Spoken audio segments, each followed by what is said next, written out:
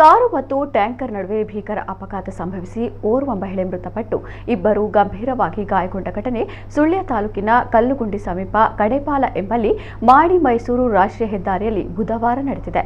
ಮಡಿಕೇರಿ ಕಡೆಯಿಂದ ಸುಳ್ಯ ಕಡೆಗೆ ಬರುತ್ತಿದ್ದ ಟ್ಯಾಂಕರ್ ಹಾಗೂ ಸುಳ್ಯದಿಂದ ಮಡಿಕೇರಿಗೆ ತೆರಳುತ್ತಿದ್ದ ಕಾರು ಮಧ್ಯೆ ಅಪಘಾತ ಸಂಭವಿಸಿದೆ. ಪರಿಣಾಮ ಕಾರಿನಲ್ಲಿದ್ದ ಮಹಿಳೆ ಕೊಡಗಿನ ಸಿದ್ದಾಪುರದ ನೆಲ್ಲಿಹುದುಕೂರು ನಿವಾಸಿ 47 ವರ್ಷದ ಶೋಭಾ ಪಿ ಗಂಭೀರವಾಗಿ ಗಾಯಗೊಂಡು ಆಸ್ಪತ್ರೆಗೆ ಸಾಗಿಸುವ ದಾರಿ ಮಧ್ಯೆ ಮೃತಪಟ್ಟಿದ್ದಾರೆ. ಸುಳ್ಯದ ಅರಂಬೂರು ಎಂಬಲ್ಲಿ ತನ್ನ ಸಂಬಂಧಿಕರ ಆರೋಗ್ಯ ವಿಚಾರಿಸಲು ತೆರಳಿ ಹಿಂದಿರುಗ್ತಾ ಇದ್ದಂಥ ವೇಳೆ ಅಪಘಾತ ನಡೆದಿದೆ. ಕಾರಿನ ಚಾಲಕ 48 ವರ್ಷದ ದೇವಯ್ಯ ಹಾಗೂ 45 ವರ್ಷದ ವನಜಾಕ್ಷಿ ಅವರು ಗಂಭೀರವಾಗಿ ಗಾಯಗೊಂಡಿದ್ದು ಸುಳ್ಯದ ಖಾಸಗಿ ಆಸ್ಪತ್ರೆಯಲ್ಲಿ ಚಿಕಿತ್ಸೆ ಪಡೆದು ಹೆಚ್ಚಿನ ಚಿಕಿತ್ಸೆಗಾಗಿ ಮಂಗಳೂರು ಆಸ್ಪತ್ರೆಗೆ ದಾಖಲಿಸಲಾಗಿದೆ. ಈ ಕುರಿತು ಸುಳ್ಯ ಪೊಲೀಸ್ ಠಾಣೆಯಲ್ಲಿ ಪ್ರಕರಣ ದಾಖಲಾಗಿದೆ.